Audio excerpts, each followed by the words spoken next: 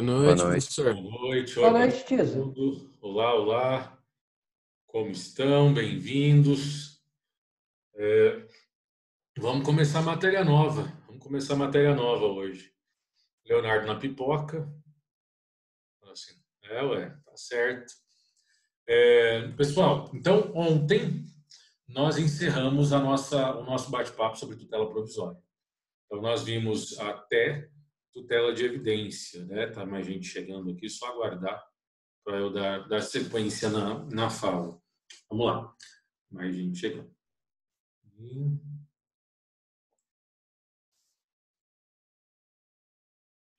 Pronto. Beleza. Então, nós concluímos, pessoal, concluímos ontem o nosso estudo sobre tutela provisória. Vimos desde a parte da teoria geral até a tutela de evidência, tutela antecipada, tutela cautelar, enfim, todos os desdobramentos possíveis a gente acabou conversando ao longo do nosso primeiro bimestre e ontem no dia da nossa vista de prova. Então, nós hoje iniciamos, na verdade, o segundo bimestre, a matéria é a partir de tutela de evidência, mas efetivamente hoje vamos iniciar os chamados procedimentos especiais. Antes de nós falarmos e tratarmos do nosso primeiro procedimento especial, nós precisamos entender o que são procedimentos especiais. Onde os procedimentos especiais eles se situam, onde eles aparecem. Então, o que a gente tem que entender é o seguinte: nós temos, ao longo do processo civil, do Código de Processo Civil, aquilo que nós chamamos de procedimento. Procedimento é o caminho que o processo precisa observar para chegar até o seu resultado, para chegar à sua finalidade. Então, o procedimento é a via pela qual o processo será conduzido para chegar a um lugar. E esse lugar normalmente será a sentença, que é aquilo que a gente almeja quando ingressamos com uma ação. E nós temos, dentro do CPC, alguns procedimentos que são procedimentos padrão. Um deles é o que nós chamamos de procedimento comum. Então, o procedimento comum é o procedimento padrão comum aos processos de conhecimento. Então, as ações de conhecimento, elas são conduzidas pelo caminho do procedimento comum, que é aquele caminho que prevê que o réu, a petição inicial será protocolada ou protocolizada, o réu será citado para comparecer em audiência de conciliação ou mediação, artigo 334, não ocorrendo autocomposição, abrir-se-á prazo de 15 dias para ele contestar, artigo 335, após, dependendo do que for alegado na contestação, o autor terá prazo para impugnar a contestação. Depois nós teremos o saneamento do feito. Após o saneamento, dependendo da situação, podemos ter uma audiência de instrução, onde as provas serão produzidas. Alegações finais no processo civil não são tão comuns assim, mas é possível que seja prevista, e temos a sentença. Esse é o caminho do procedimento comum, que vai acontecer para os processos de conhecimento. O que são esses processos de conhecimento, né? Demandas de conhecimento ou ação de conhecimento. São aquelas demandas em que eu não tenho título executivo. Eu não tenho nenhum instrumento que representa uma obrigação líquida, certa e exigível. Essas características de liquidez, certeza e exigibilidade, que são características do título executivo, elas são observadas nas demandas de execução. Então, qual é a diferença de uma ação de conhecimento para uma ação de execução?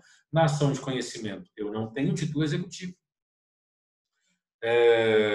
E quero produzir um título executivo, que normalmente será a sentença, um acórdão, enfim. E na ação de execução, ela já começa com um título executivo pré-existente.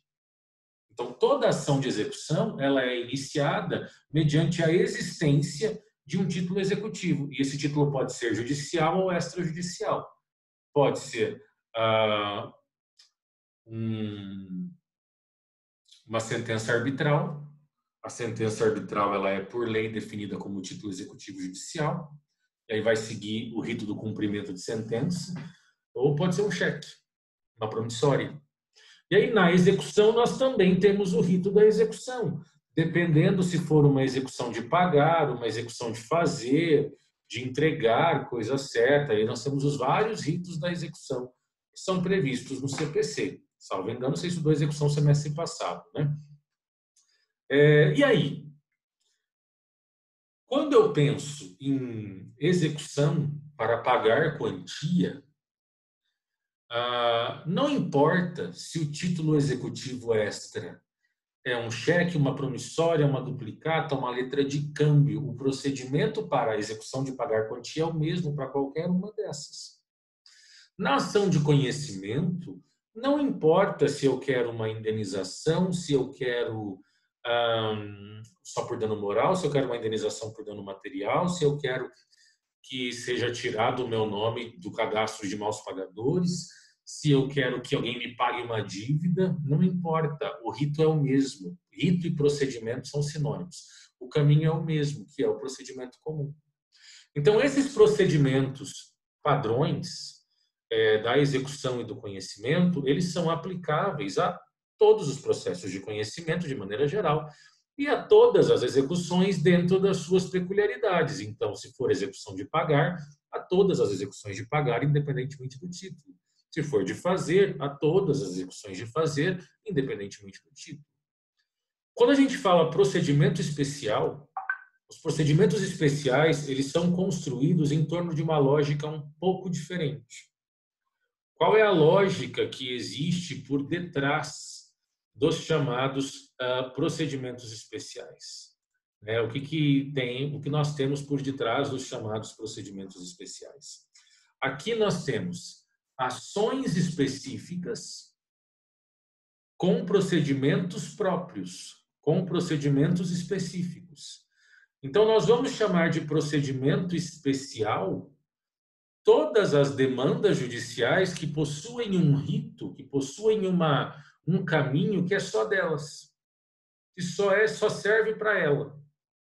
Tá? Ou ainda que servir para alguma outra, mas são ações bem pontuais, bem específicas, que vão seguir, ainda que uma parte desse caminho, talvez lá na frente esse caminho se mistura com outro, enfim, mas ainda que em um momento elas terão um procedimento específico, só para elas. Então, vou colocar aqui no chat para você. Procedimentos especiais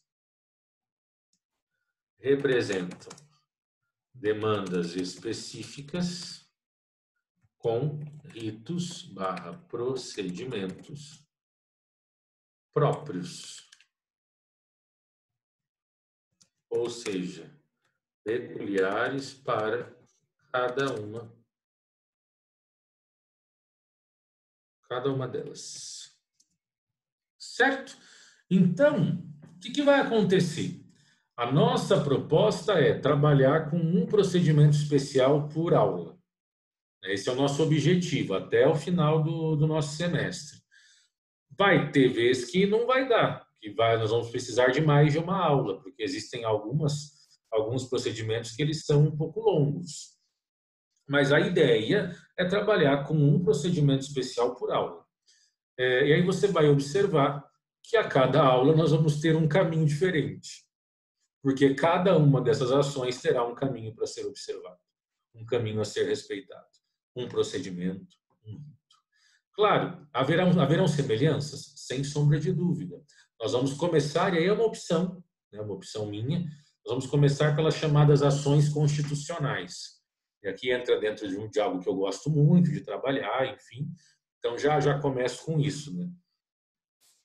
Você vai observar que dentro do rito dos remédios constitucionais, nós temos muita semelhança. Muita semelhança. Isso tem uma razão. A lei do mandado de segurança é a primeira lei que aparece em relação aos remédios constitucionais. O habeas corpus não tem lei própria e tampouco estudaremos habeas corpus, porque habeas corpus é um remédio constitucional de natureza penal.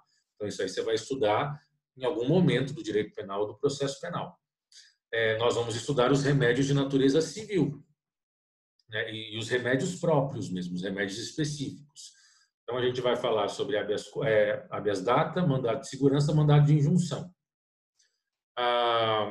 Quando a Constituição de 88 ela prevê mandado de injunção, que até então não existia, nós tínhamos a lei do mandado de segurança, que era uma lei de 1951.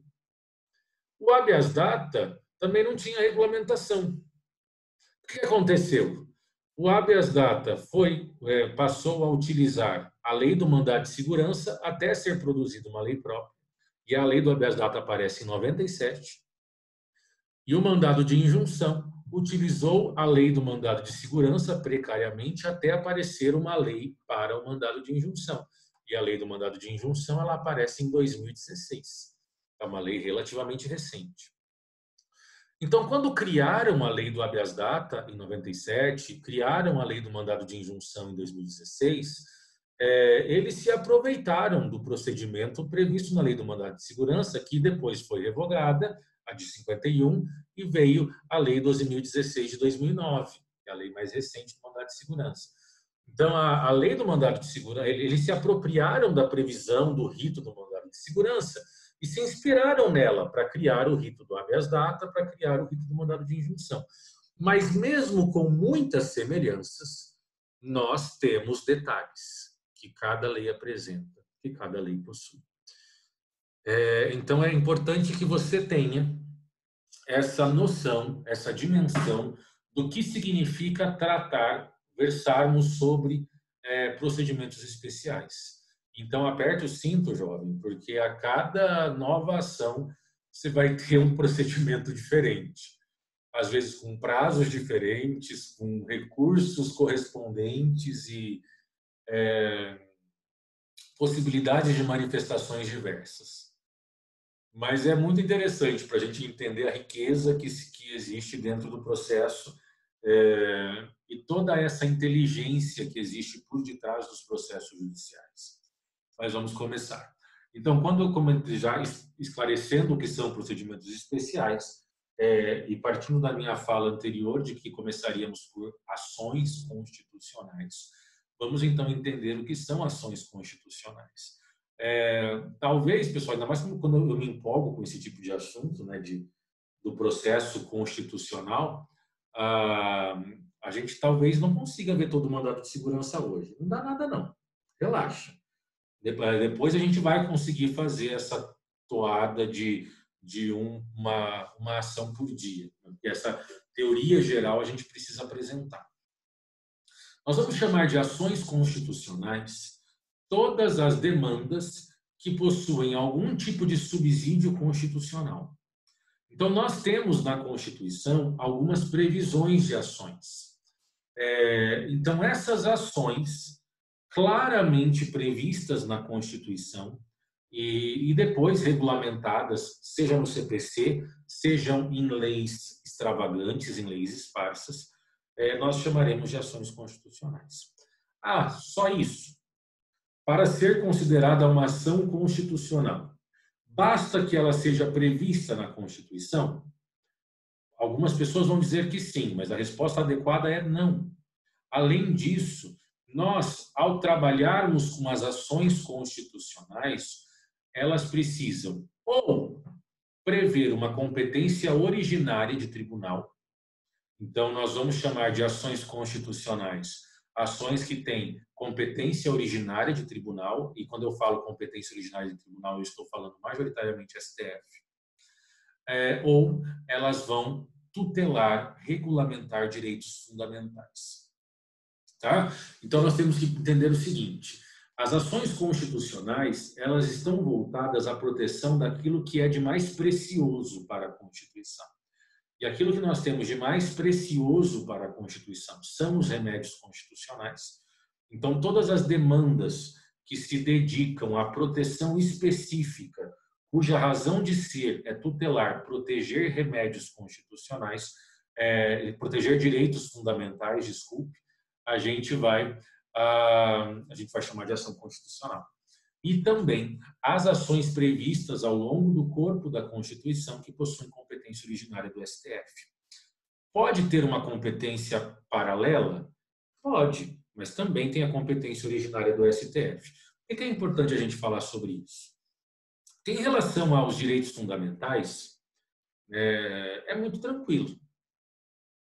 Os direitos fundamentais, os direitos individuais das pessoas, que representam aquilo que a pessoa possui para ter uma existência digna e uma boa experiência do ser, do existir.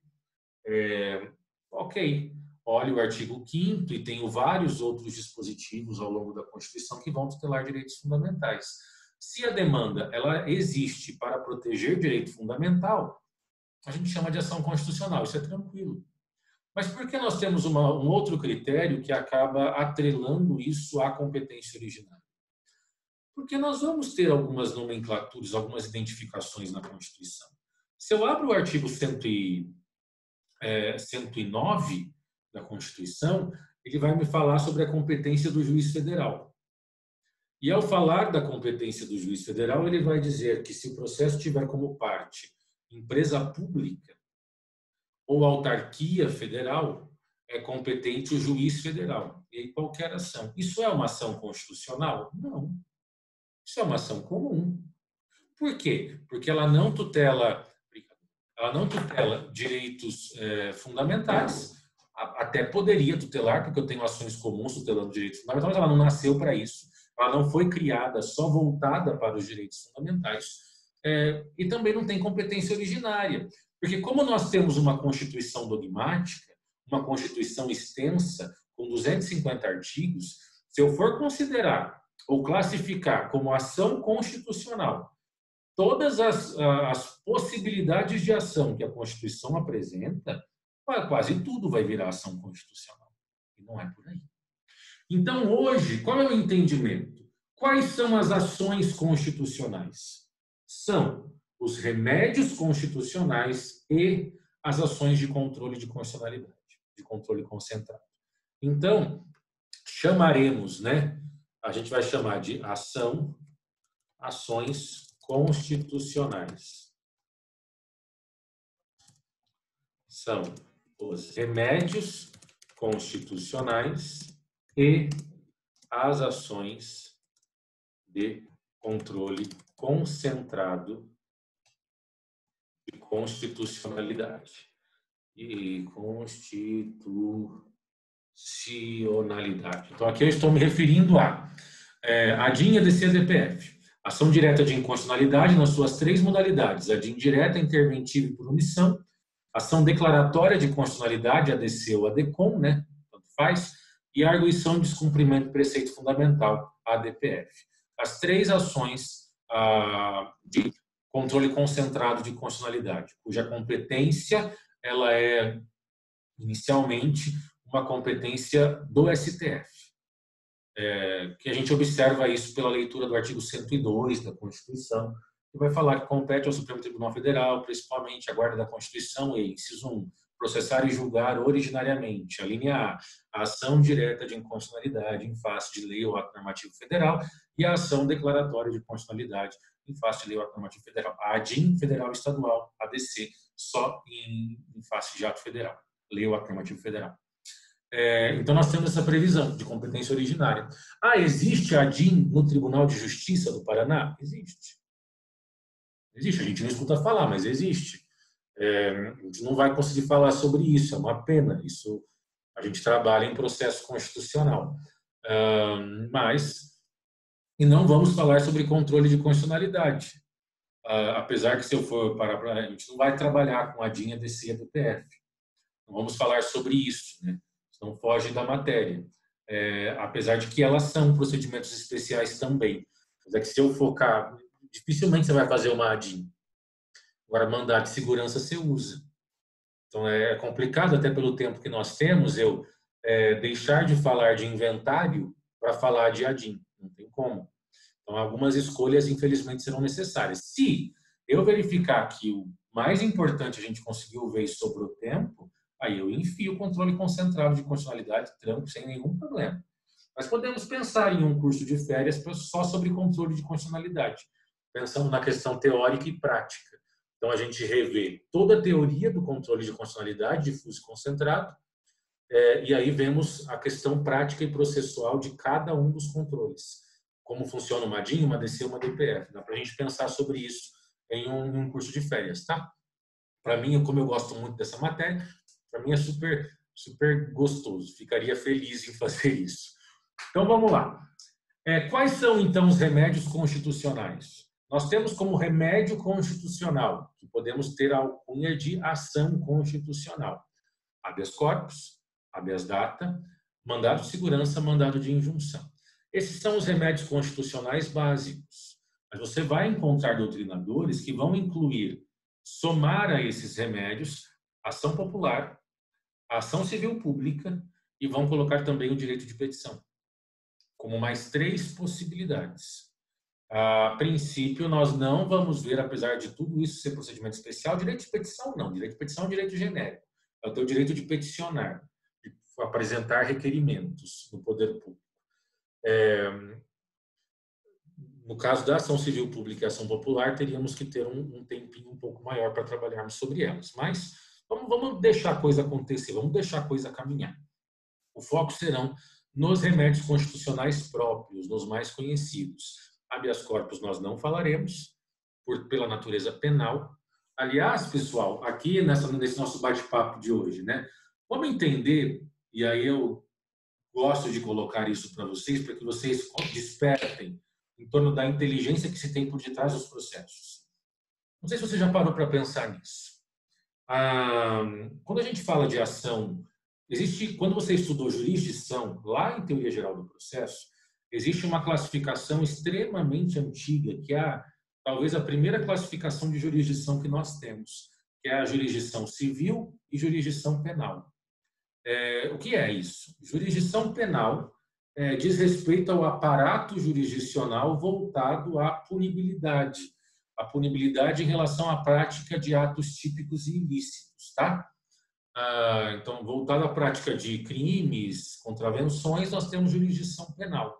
O que é jurisdição civil? Jurisdição civil é o resto. Então, nesse conceito, que é um conceito muito antigo, mas ainda válido, eu consigo classificar, conceituar a jurisdição penal. E a civil é residual. Tudo aquilo que não for jurisdição penal é jurisdição civil. Por que eu estou falando isso para vocês? Porque quando nós vamos estudar a petição inicial, se eu entendo que a petição inicial ela é construída à luz dessa divisão de jurisdição, isso me traz algumas respostas. Por exemplo, uma coisa que eu sempre fui questionado. Quando a gente estuda o valor da causa, né, salvo engano, artigo 292 do CPC. O valor da causa é sempre uma dificuldade das pessoas de identificar. Porque em algumas causas é fácil falar em valor da causa. É um benefício econômico auferido pela parte, ou que a parte pretende auferir, receber. Mas nós temos demandas que não é simples assim chegar a um valor. E a toda a causa será atribuído um valor, ainda que estimado, é o caput do artigo. Toda causa tem que ter um valor. E outra, se eu vou para o 319, valor da causa é um dos requisitos do 319. Se eu não colocar, cabe emenda inicial. O juiz vai mandar eu emendar para pôr o valor da causa. E se eu pôr errado, ele manda eu corrigir. Petição de alimentos, ação de alimentos, né? Se tem alimentos, 12 vezes a prestação, o valor equivalente à prestação anual, né? Então, seria ação de alimentos, 12 vezes o valor mensal que você está pleiteando, enfim. Tá, mas e um mandado de segurança? Habeas data. Mandado de injunção, que é para tutelar direito, aquela norma de eficácia limitada, né? Lembra quando você estudou em constitucional? Norma de eficácia plena, contida e limitada. Mandado de injunção serve para dar eficácia à norma de eficácia limitada. E aí? Eu estou falando de direito fundamental. Tem valor da causa? E a resposta é: tem. Por quê? Lembra quando eu falava lá em processo, a primeira vez que a gente teve contato com o processo, eu disse para você, processo, vai ter gente que vai gostar e vai ter gente que não vai gostar. E vai ter gente que vai estar, tipo, tô me lixando pro processo. Independente do gosto que você tenha pela disciplina, o processo é fundamental. Porque a nossa existência prática, ela depende do processo. E a norma processual mais importante que nós temos é o processo civil. O processo constitucional, ele é quase que integralmente tutelado à luz do CPC. Por quê? Porque nós aplicamos para os processos essa divisão entre jurisdição civil e penal. Então, se é jurisdição penal, eu vou olhar as condições da ação penal. Se é jurisdição civil, eu não vou falar mais em condição, mas eu vou analisar os pressupostos do processo civil. Então, se é um processo de jurisdição civil, ou seja, que não é penal, tem que ter valor da causa. Não interessa se é uma ação civil pública, se é uma ação popular, vai ter valor da causa. Então, isso já elimina eventuais dúvidas, porque eu já vi muita petição de mandado de segurança sem valor da causa. E aí isso também te responde que habeas corpus não tem valor da causa. Por que que habeas corpus não tem valor da causa? Porque habeas corpus é jurisdição penal. É no âmbito do direito penal.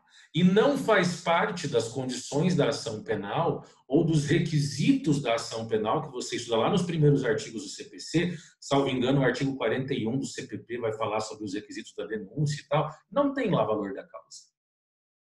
E aquilo se aplica para todas as demandas da jurisdição penal.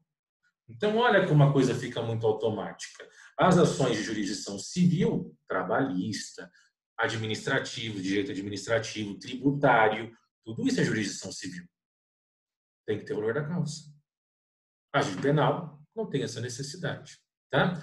Então, é importante esse esclarecimento. Então, todos os remédios que nós vamos conversar, inicialmente esses três, mandado de segurança, habeas data e mandado de injunção, nós teremos que pensar em uma inicial que possua valor da causa atribuído ao final da petição.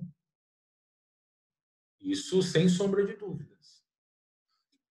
E mais do que isso, ainda dentro dessa nossa conversa inicial, todo remédio constitucional está atrelado a um direito fundamental. Todo. Então, vamos analisá-los. Habeas corpus se vincula, tutela, direito fundamental à liberdade de locomoção. Porque, se eu estou sendo desrespeitado na minha liberdade de expressão, não é habeas corpus. A liberdade de locomoção é jurisdição penal. A liberdade de credo, de expressão, de manifestação, jurisdição civil. Liberdade é talvez um dos direitos mais plurais que nós temos, porque existem muitos desdobramentos da liberdade, né? E aí o habeas corpus tutela somente a liberdade de locomoção. Habeas data, direito à informação. E mais do que isso, o habeas data não nos dá somente acesso à informação, mas me permite corrigir informação ou até mesmo inserir uma informação. Essa terceira hipótese da inserção de uma informação, ela foi trazida pela lei do habeas data. Na Constituição, nós só temos duas hipóteses para o habeas data, que é ter acesso à informação ou corrigir informação. Pela lei, a gente consegue também inserir informação. Mas é direito à informação. E mandado de segurança? Pro resto. Por quê? Vamos dar uma olhada no artigo 5º, né? O inciso aqui é o 69, que vai falar sobre mandado de segurança. Já está aqui, está compartilhado com você o material. Então, nós vamos dar uma conversada aqui em torno do artigo 5º, inciso 69 da Constituição. Olha o que diz o texto do artigo constitucional, do inciso. Conceder-se-á mandado de segurança para proteger direito líquido e certo, não amparado por habeas corpus ou habeas data, quando o responsável pela ilegalidade ou abuso de poder for autoridade pública ou agente de pessoa jurídica no exercício de atribuição do poder público. Nós vamos explicar tudo isso aí. A gente vai praticamente dissecar esse caput. Vamos entender isso. Professor. Oi. Perguntinha boba até. Se eu tenho um caminhão preso lá entre Brasil e Paraguai ali, mas a documentação tá certa, tal, foi só um erro lá na hora, o caminhão acabou apreendido. Qual a ação qual a peça que eu apresento esse mandado de segurança? Está preso por qual motivo? o exemplo que eu tinha lido foi como se estivesse com mercadoria sem nota, essas coisas assim, mas Então, depois porque o teria. problema é que, sendo mercadoria sem nota, salvo engano, nós estaremos em uma circunstância de descaminho. E aí a gente vai ter toda essa situação como um desdobramento de uma investigação de jurisdição penal. E aí nós temos todo o procedimento do processo penal para a liberação do bem apreendido. E aí a gente está pensando em questões, respostas penais para uma situação dessa. O Adalberto Que já vem com o na. jeito dele, né, com a sua experiência, né, e já responde a Mais fácil, situação, né? né? É É, que na época que eu li era um meme, na verdade, um meme jurídico. Aí o cara falava, entra com habeas corpus, mas aí o povo cascava o bico de zoar com a cara dele e tal. Aí eu fiquei, mas qual existiu. ação que é? Hã? Houve no Brasil um habeas corpus impetrado por uma pessoa em favor do seu carro que foi apreendido pelo Detran. É Entendi. óbvio que não deu certo, Aham. mas é porque é para proteger a pessoa. Sim, sim. Num primeiro momento, tendo essa natureza penal, eu entendo, Jonathan, que nós teríamos que buscar uma resposta penal para isso. Entendi. Existem meios para se buscar a liberação desse bem. Agora, se fosse uma situação que não se enquadrasse em uma questão penal, mas tivesse mais caráter tributário, sem ser Uhum. penal, sabe? Sem ser um crime Sim. contra a organização Uhum. tributária, aí a gente poderia trabalhar com uma ideia de mandado de segurança. Entendi. Ok. Mas qual que é o ponto que a gente tem que entender? Os mandados de segurança, eles estão voltados à proteção dos chamados direitos líquidos e certos. Eu coloquei aqui para você, está no material, que são direitos líquidos e certos, né? Então a gente tem aqui, ó, direito líquido e certo é aquele que pode ser demonstrado de plano, mediante prova pré-constituída. Direito líquido e certo é aquele que não depende de prova, de dilação probatória. Então, a inicial já vem com ele. Aí tem a definição do professor Eli Lopes, que eu acho bem legal, que é o direito manifesto na sua existência, delimitado na sua extensão e apto a ser exercitado no momento da impetração. Eu gosto bastante da redação da Constituição de 34. O mandado de segurança ele é previsto pela primeira vez no nosso ordenamento jurídico pela Constituição de 34. E ele prevê da seguinte forma: conceder-se-á mandado de segurança para proteger direito certo e incontestável. Olha que coisa. A ideia é a mesma. O direito líquido e certo continua sendo o direito certo e incontestável, mas era muito mais simples, né? A maneira como a Constituição de 34 nos dizia isso. Então, o direito líquido e certo é esse direito claro, demonstrado, sobre o qual não há dúvidas, não há grandes questionamentos. E esse direito não pode ser amparado, tutelado, protegido, nem por habeas data, nem por habeas corpus. Porque o mandado de injunção aí é uma outra realidade. A gente está falando de direito sem eficácia. É uma outra questão. O que eu quero que você entenda já de cara? A gente está já encerrando o primeiro momento de aula. Todos os direitos fundamentais são líquidos e certos. Preste muita atenção nisso. Todos os direitos fundamentais são líquidos e certos. Quando a gente tem uma previsão constitucional de que o mandado de segurança está à disposição das pessoas para a tutela de direito líquido e certo, eu posso fazer uso deste mecanismo para implementação, para viabilização de qualquer direito líquido e certo não me garantido, de qualquer direito fundamental que não me é garantido. E um grande exemplo disso são as ações de medicamento.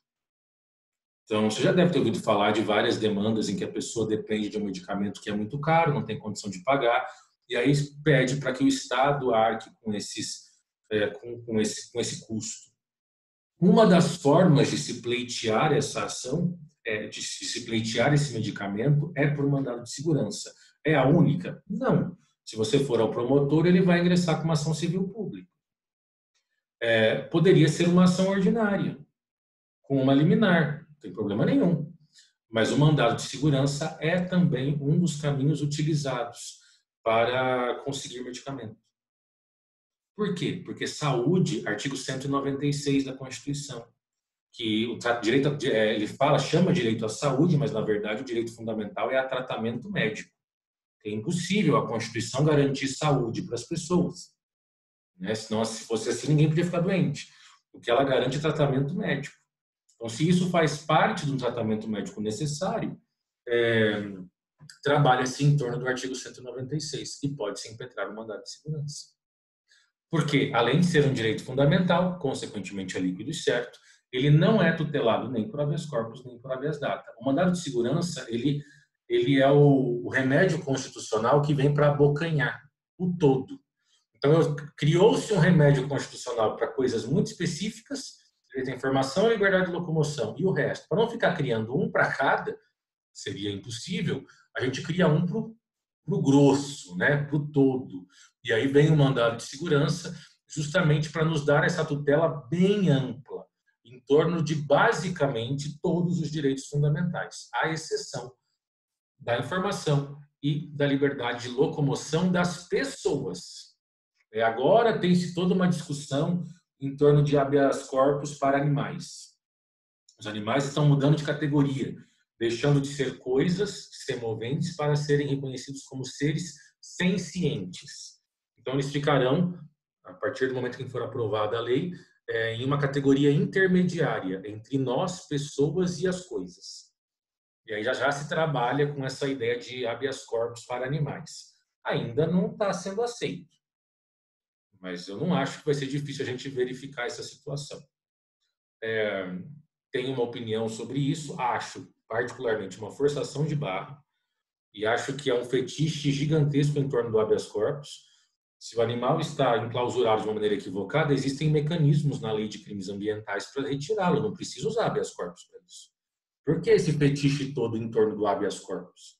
Eu tenho liminar, eu tenho outros caminhos, mas não, eu quero usar exatamente aquilo que foi criado só para o homem, sabe-se lá por qual motivo, mas respeito totalmente quem pensa ao contrário, mas na minha opinião acho um pouco forçado. Mas está tudo certo, quem acha que é isso mesmo que tem que ser assim. Precisamos encerrar, serei derrubado a qualquer momento. Já voltamos.